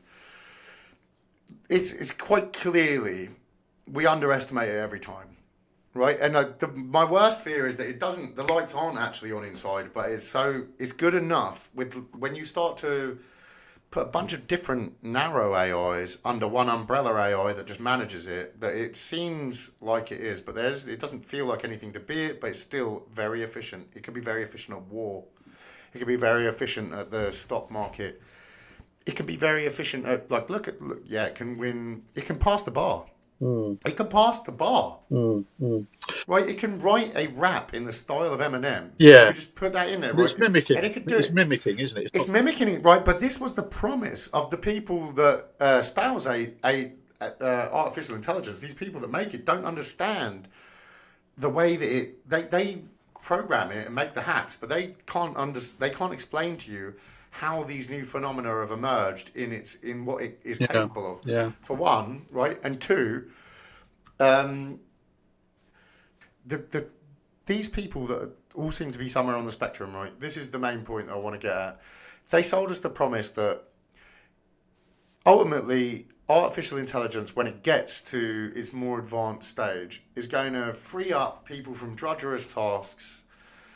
And you can pursue more creative endeavours, right? You'll be freed from this drudgery. But the truth is, it's the actors and writers in Hollywood that have been on strike. Yes. Yeah. Right? Yeah, because a script writer gets paid a lot, an editor doesn't get paid much. So if they can just feed in the script from the last 3 movies, ChatGPT, say write the script for the 4th, and then send it to 15 different editors and say, whoever gives me the best one gets paid as an editor. The writers are fucked, right? And you've got like Bruce Willis. He's got dementia or Alzheimer's or whatever it is. Bless him. Wish him and his family the best. But he sold his likeness to be used by artificial intelligence in movies to come. Like Sony Records has signed the first AI artist. There's issues with deep fakes with politicians and with music artists and the likeness. Like, it's taking the creative jobs first. Right? Well, Stephen Fry was upset about it, though, wasn't he? Because they took AI, they took all of his Harry Potter recordings, took all the words, and have produced an entirely new work of narration by Stephen Fry. And Stephen Fry didn't write Harry Potter. No, he recorded all the books. He read the books, the audio books. Oh, right, yeah. So all the audio books. So now they don't need Stephen Fry to go into the studio now because they've got thousands of hours of Stephen Fry's voice. So, they don't even need thousands of hours, and he doesn't get paid. He doesn't get paid, so they can produce an audio book of Stephen Fry reading, and Stephen Fry doesn't get paid. So this is why the actors are on strike, and and then the next thing, of course, is now, as we know, they can do the voice, they can do the image. You don't need the actor. Yeah, right. And it's election year, right? Like more elections happening across the planet this year. Like most countries on the planet are having elections this year. It's like, how much is that going to interfere with It's scary. But like, as it relates to education, like, is there something that you? Well, yeah, I think you won't necessarily need teachers. You could have a sort of a virtual teacher on the screen in the classroom teaching the kids. Not only that, but I mean, like, do we really need the kids? Like, when you've got advanced AIs that can deal with math and advanced math, especially if we can, like, with quantum computing or some other, like, if we can make some other small hacks, because I mean, it seems like simple rules lead to complexity anyway, right? Yeah. Like, that's the nature of the universe. If we can get there to the point where if you looked at a diagram and the curve goes up like this, and we're somewhere here, like between a chicken, us, and what's possible. I mean, when it gets up there, if the amount of intelligence that's occupied by us is a very small percentage, like in a post-industrial era, and like with AI and automation and stuff like that, how far off are we from education kind of being an obsolete institution? When we don't really we don't need the skills in the factories anymore because machines do it. We just need oversight from very specified, very intelligent, and let's face it, like you as a teacher know, like there's very specific types of demographics in an educational institution on its own. Like, the people who are your top A-star students and the people that are your mean, your mode, and like how many students out there, how many people out there are just going to be obsolete. Yeah, because you've got to be thinking there about art. Because I was thinking, well, you're still going to need people to create great art, but then I suppose AI is going to AI is doing that. It's going to do that, isn't it? Yeah, it can do it in the style of Picasso already, right? In an instant. Yeah. You can say, I've used it, right? I've interacted with this stuff. I love this stuff. Did actually a podcast like talking a lot about this kind of stuff, so I'm covering some old ground, but like it's different content anyway. But like you could just go on to the website and just literally sign up, just give it your email address, and you say like, I want a picture of a burning piano in a post-apocalyptic world, or like I want a picture of Donald Trump waving a rainbow flag whilst wearing a bikini or something like this. And you just tell it something like that. Now and you say like, oh no, now I want it in the style of Claude Monet, and it done. Yeah. There's new models now that can actually make sequenced footage of a couple walking. I don't know if you've seen that, man. I'll send you the link later by DM. But there's this new software that they had a couple walking down the streets of Tokyo, and it's so good. You can't tell the difference. It's wild. It's wild. Isn't it worrying? I find it worrying personally, but I wonder, would my ancestors be worried about women getting the right to vote? Would my ancestors worry about gay people being able to openly just have gay relationships and that being all over the television and that being all over politics? Like, am I just that old, and I don't want to do that as a quotable, but is my apprehension towards going into a robotic age where stuff like Neuralink by Elon Musk integrates us with an interface system with artificial intelligence and changing our genetic codes and designing, which would be the end of, we'd have a hive mind. It'd be the end of probably wars. It'd be the end of language as we know. It'd be the end of diseases potentially. But we want something about the way that we have this sentimental attachment to the world such as we know it. But are we the old racists who aren't letting go? Is the world going to go towards this artificial intelligences, these robots? I don't know. Yeah, I suppose the worry is that if artificial intelligence continues to grow and grow and grow, it's going to turn around in one stage and regard us as a bit of an infestation on the planet, isn't it? Potentially, right? That's the fear. Or my fear is actually a lot more closer to home. It's that before that happens, we'll use it as a weapon, and we will use it as a weapon. And it might be able to say I can infiltrate right now, and I can shut down the entire of China and Russia's grid.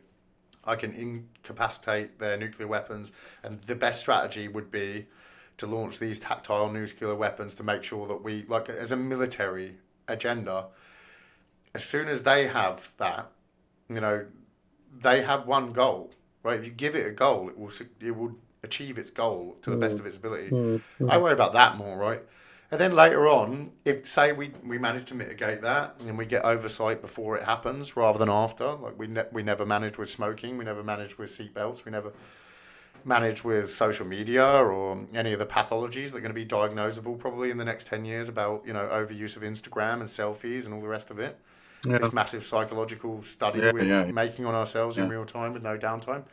I mean, like, even if we get past all that and figure that out, what about if its interests diverge from ours? It thinks at the speed of light. It can crunch data that's equivalent to all of the greatest minds, 1 billion Einsteins, all at the same time. In 20 seconds, it's doing a year's worth of research. In a year, it's doing 1 million years worth of research, and it's redesigning its own code at this point. I mean, like we go out of our way not to kill, you know, ants and bugs and, you know, endangered species, but when we're building the space station, when we're building the fucking motorway, like, whatever happens, like, we're not going to even know what its agenda is, like, what its motivations will be, and it might be a much more important things and endeavours than we could even comprehend or perceive. Yeah. There'll be no sense of self. Well, will there, though? Will there be a sense of self? That's the thing, of course, yeah. I don't know. So this is a question that's proposed by a guy called Nick Bostrom, who's a Swedish philosopher, and he speaks a lot about this. He's a guy who's talked about simulation hypothesis, and he wrote the book Superintelligence. And he argues that if you believe purely in science, so, you know, it's kind of adversary to the idea of religion, that we have a divine spark from a higher power. He's saying, like, if you just look at it from a reductionist point of view, that we are just atoms and electrons and protons and neutrons. This is all just the laws of physics behaving in adherence to itself, right? The laws of entropy, it's just a process that's happening, you know? If that's the case, then you can tell by the fact we are biological matter that if you create sufficiently complex neural networks, such as in the brain, that an emergent property of that is consciousness and self-awareness and intelligence, right? And so, like, if we keep producing these and they get more and more complex, eventually self-awareness and consciousness will emerge. And I think that's a compelling argument on one side. On another side, I really feel like that seems like a really bleak idea that if it's not the case, that something that could just fool you in a Turing test would occupy the universe and extinct us, and that it wouldn't feel like anything, it wouldn't actually be conscious. Like, consciousness, I think, is more important than intelligence. Intelligence seems cold and cynical almost, whereas consciousness seems to be like whatever it is in us that seeks spirituality, that it feels like guilt, it feels like sadness, it feels like longing or like missing someone or like happiness. For something to be vastly more intelligent than us and to break the code of math to understand the universe, I think, to me, like, wherever I range on the spectrum, like, that means fuck all to me compared to someone that actually has compassion and love and spirituality and ethics, you know. So I find the idea of a zombie consciousless AI like terrifying. That's the frightening thing. You'll have this entity that can outthink us, and will always be able to outthink us, and will always be 10 jumps ahead, but hasn't got any compassion, hasn't got any feeling, hasn't got any no soul. No soul. Yeah. And then we become superfluous. You come back to the Daleks. Yeah, right. So we've gone from Daleks, education, and that's what I'm kind of saying. Like, where are we going? Like, is AI rendering? Because, like, you could argue, right, we're heading into, or we're trying as hard as we can to head into a post-industrial revolution, like a post-industrial society, culture, era, where we could just automate everything. And it's not just the drudgerous jobs up for grabs like they promised. It's the creative jobs, it's the writing jobs, it's the art, it's the music, it's everything. Like, what's left for us? Everything's like, yes. It's a new industrial revolution, isn't it? It's a technological revolution, of course, then. a technological revolution or evolution. Yeah. You know, to the point that like, but it seems obvious to me that we're not in control of it, or like we're quickly about to. We're becoming more and more at risk of losing control of it. Mm.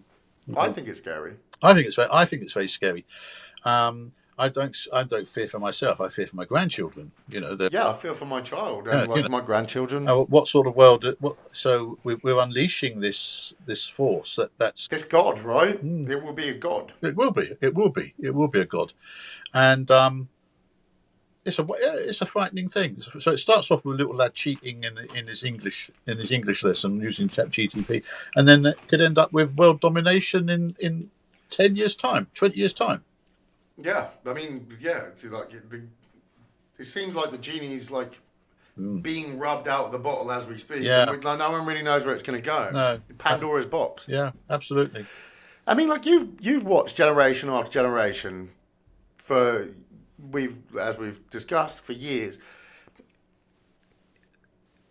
As it's changed, like, you know, you've gone from the days when I was there and we used to dig up bugs and ride our bikes to the point where, like, now my son's at school and they're all, like, on their iPhones and on fucking social media.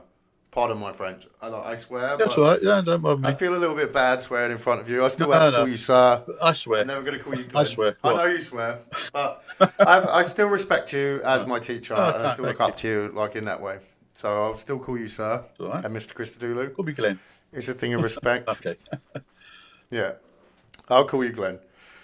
But, yeah, no, like, do you have any insight to share on that? Like, you know, what it's been like to watch from, like, coming as a boy as you did, you know, 68 years ago. What did you say, 63 years 63 years ago when I started at school. Yeah. Technology and social media is at the heart of every kid's life now. And we've got now where, in my day when you were being bullied, you were bullied at school and you went home and you were safe. You know, that was it. And you went back to school the next day, you probably got bullied again. But now they can be now through social media and technology. They're being bullied 24/7, and in the privacy of their own suicide, right? Well, we had one last week actually, 11-year-old. We don't know what or why, but that's so it's brilliant that I can sit in my classroom. I can sit in the classroom and we're looking something up, and I can get out my phone and I can look it up on my phone, and I got an instant. I don't have to go to the library. I don't have to walk down. I don't have to leave the room. I want to know something, and there it is at my fingertips. Brilliant, fantastic technology. But then the downside is, it stopped kids thinking, because they don't need to think anymore because they can look everything up. You know, whatever it is that they're doing. Don't need to remember anything. They don't need to remember anything. They don't need to know anything. They don't need to know maths because they've got a calculator on here that tells them everything. They don't need to learn about Dickens or Shakespeare. They don't need to memorise it because they can type it in here and it will tell them. Okay, they still have to do it in exams, you know, and this is where they struggle because of social media. They've got memories that can only last like 5 seconds at a time. Yeah, TikTok, right? TikTok, 5 seconds.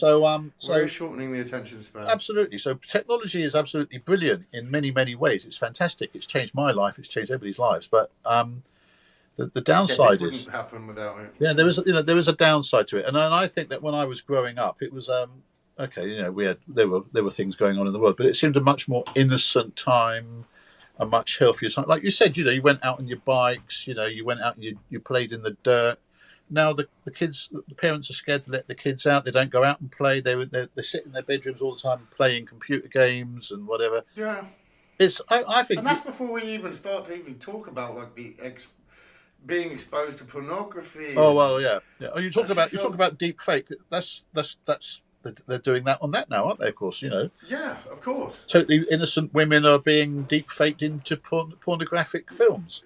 Wild time we live in. Well, yeah, it is a worry. So, I in a way, I really do miss the sort of the time that, you know, my era of growing up, the 60s, innocent time. Although, you know, okay, there were bad things happening in the world at the time, but you know, they largely passed us by. But the generation kids now, they seem to be so sort of what we call them, snowflakes, don't we? But they're so sensitive to everything, and everything you have to be so careful because anything and everything can trigger them, and you have to say, we're going to be looking at Shakespeare now, children. We're going to be doing Macbeth, and there's like some killing in it, and then you've got to be, if you're going to be upset by it, you can go out of the room, and I think that's what we've done. We've created a generation of very, very sensitive children. And lockdown didn't help, of course. Lockdown didn't help. Lockdown didn't fucking help anything. No. Didn't even help the spread of the virus. No. In the end. In fact, that's how I caught the virus, was in lockdown in school. We had to go in. Yeah. I was an essential worker. I had to work. I had to go and educate the kids of the essential workers who were in school, and that's how I got it. That's how I got COVID.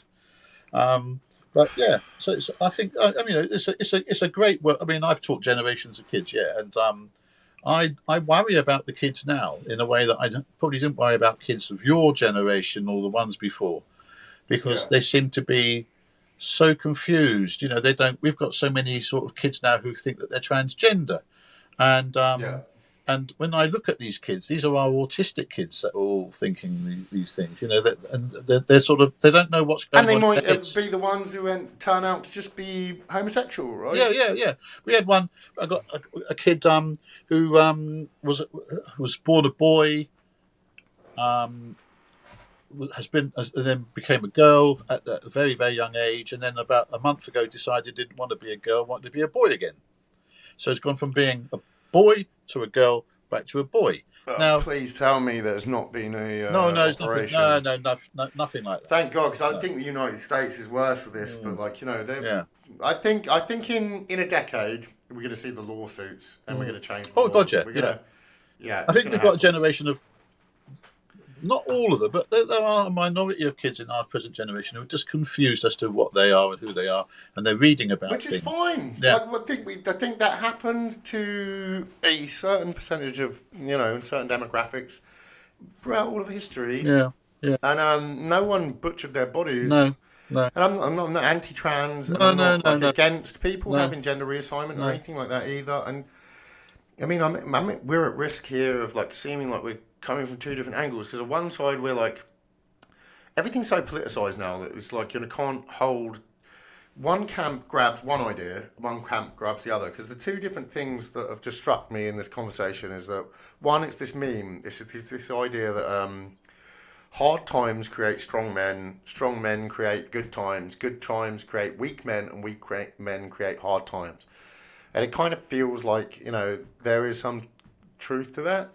And that we're kind of in the chaotic times coming from weak, or we're at least producing a lot of weak people, and it's creating bad times, right? That are going to create strong men. On the other, but that's kind of like a meme that comes from the right, yeah. And then on the other side, we're saying how great it is that we've moved on, and that religious institutions can be more inclusive and get with the times, and support trans rights, be on the right side of history, all of these things. That as a human culture, our institutions shouldn't fail us when you just, but the two have been grabbed by two different opposing political camps, the left and the right. And the social media and the technology is polarized with these echo chambers. And it just seems like there can't be any reconciliation between the two. If you want to deny anything about climate change or be hopeful about, then you're a right-wing Nazi, or and then you say one comment the other way, you're a Jewish shill or a transphobic. Cancel culture is a very worrying thing as well. Of course, you say the wrong thing. Hell yeah. You're getting well, it doesn't apply to me, but people that Graham Lynham, whose works I've very much enjoyed over the years, cancelled for saying what was regarded by many as the wrong thing about trans rights. J.K. Rowling. Yep. They're trying to cancel her. Okay, she's too powerful. She's too rich. It's hard. Yeah, it's going to be hard. But the small people who could risk their livelihoods over saying things that a tiny minority of society don't agree with are losing their livelihoods and losing support. It's quite a worry. It's quite a worry. And I don't know what the future brings on that. You sort of hope that sort of common sense will prevail eventually. I think of it like the pendulum. Like, I think these things swing back and forward and level out, right? And there's hope, right? It's maybe optimistic hope, but I think that kind of we've seen this all happen before with like political correctness, and then it's gone one way. Like, you had the church. You know what I mean? We want to go all the way back to like the Salem witch trials, to then what happened following that, and then you would look at like the swing '60s, and then you look at political correctness, and you look at it's like, it seems like it goes backwards and forwards, but it does feel like incrementally as we move forward, and I think this is probably where we start to realise as we get older and we see a bit of our parents in ourselves, and then maybe at a certain point we're grandparents ourselves, and it's changed even more to the point where if my great-grandparents were to see, like, me and how I live my life and the kind of relationships, the kind of sexual encounters, the kind of, like, whatever that I've had,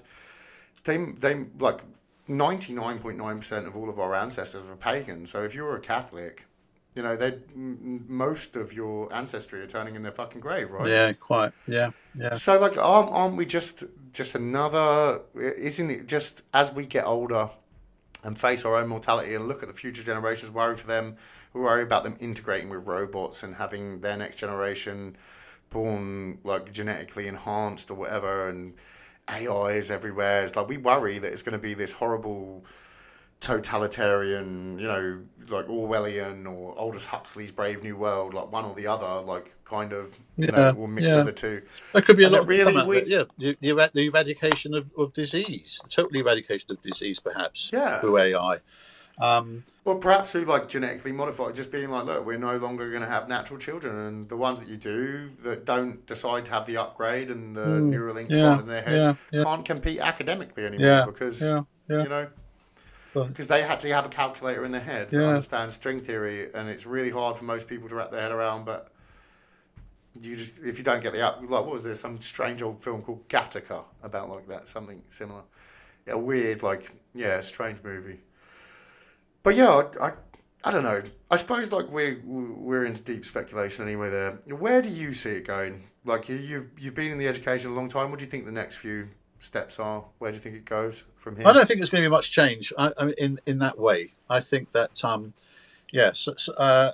you talk about plagiarism and ChatGPT and all this, and already universities are working on programs to identify this stuff. Isn't it like a calculator though? We're going to have one calculator test, and I mean, but the kids, I think that the kids are always going to be having to learn things like Shakespeare. They're always going to have to go in and sit an exam and regurgitate facts. So I don't think that in the foreseeable that education. I can recognise education now as what it's always been. There were different subjects. That obviously computer studies, things like this are new.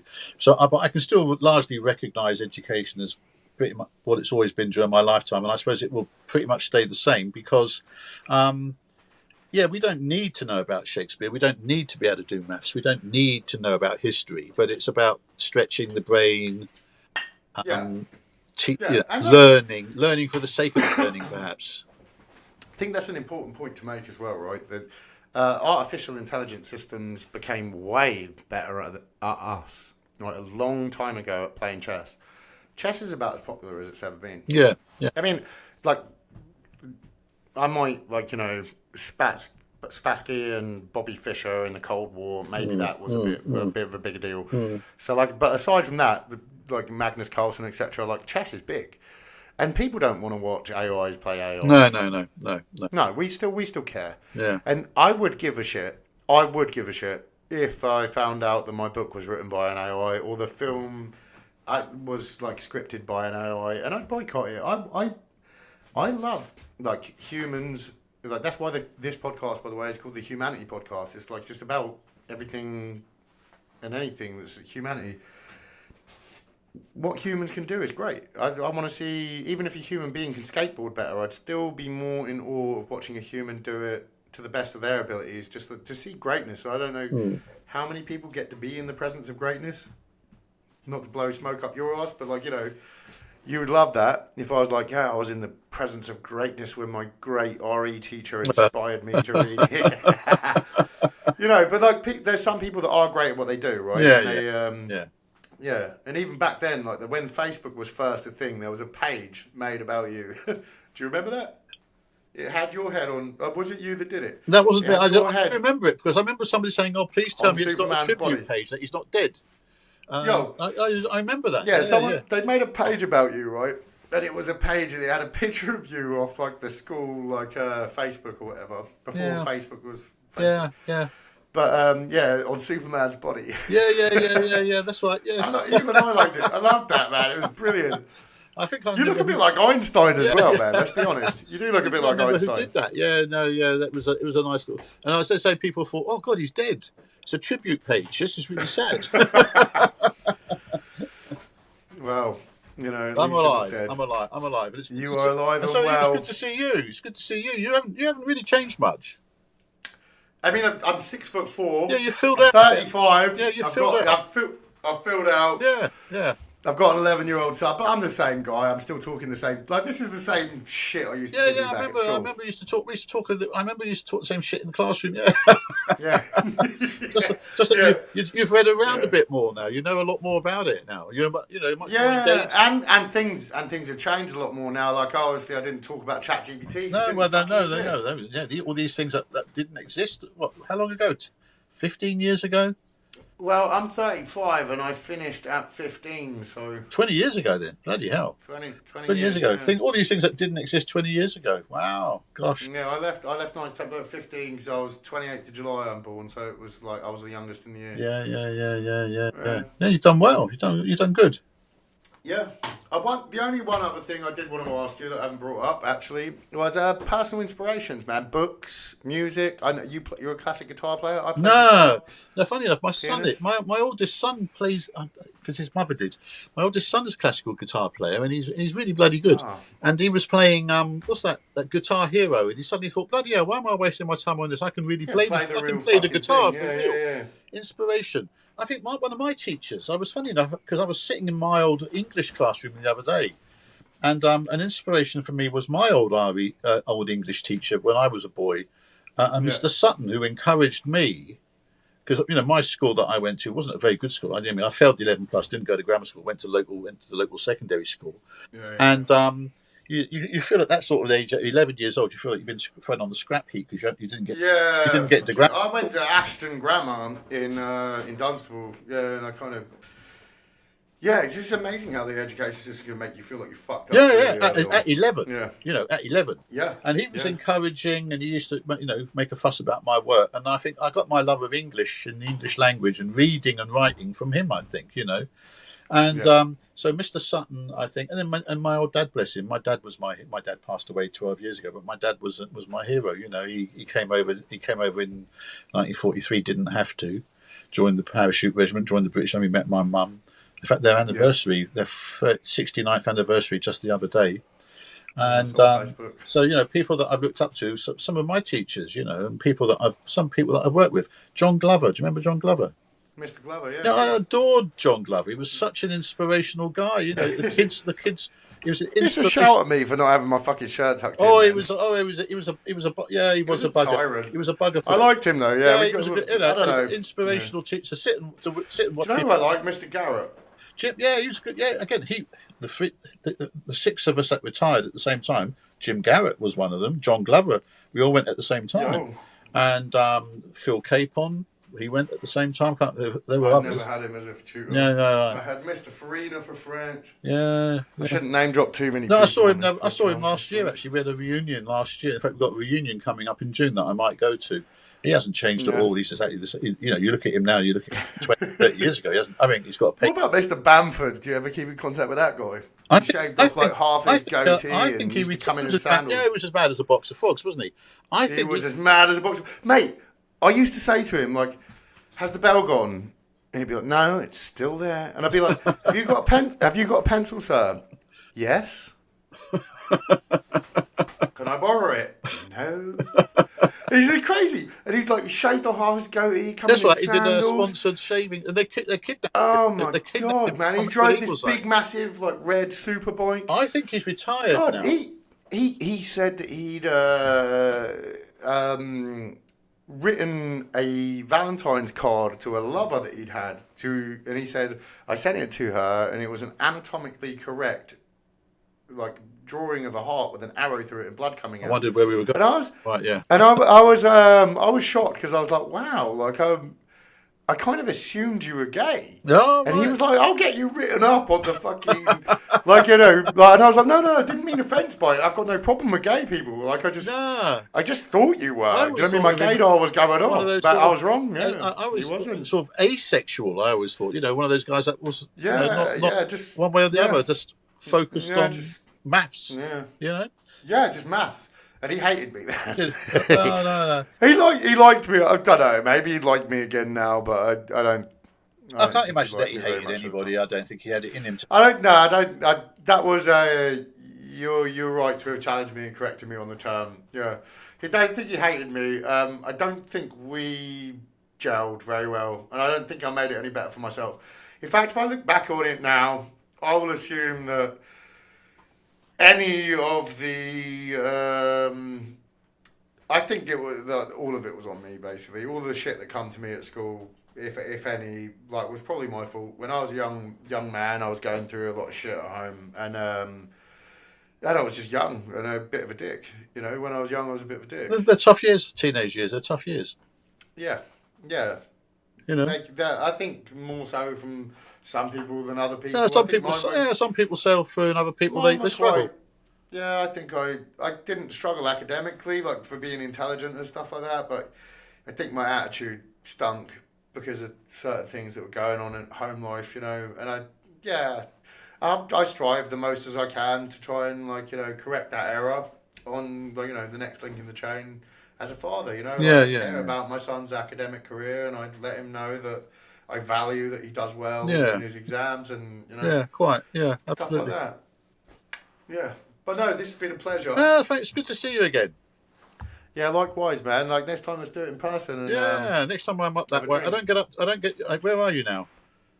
I'm actually currently in Luton, but I'm just living. We're babysitting my partner's parents' house, but while they're selling. So we're going to be gone. So it's not clear where we're going to be. Yeah. But either way, man, like, I drive, I travel. We should definitely. Well, next time I'm up that way, I don't get up that way very often. But because I drive, but the wife's got the car and she's got it in Lincolnshire.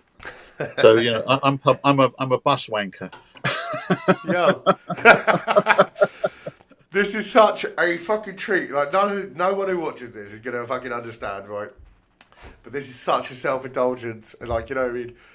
And it's such a pleasure, like, to sit there and just say bus wanker with my religious education teacher. You were my favourite teacher, man. You had the best stories. We didn't even touch on the half of what fucking I could have touched on, man. There's just not enough time in the day. But I think I've took enough time of your night. Yeah. I think we've took enough time of everyone's life. Yeah. I've got to ring my wife as well, because otherwise she'll be divorcing me. So yeah, we'll call it an end here, and thank you very much once again, pleasure, sir, for doing this. It's my pleasure not to call you Glenn and to call you sir. Signing off on this, sir. Thank you, Mr Christodoulou, for coming on and doing this. It's my pleasure as well. Speak to you soon. Speak to you soon. Bye bye. End this here. Bye bye. Bye bye.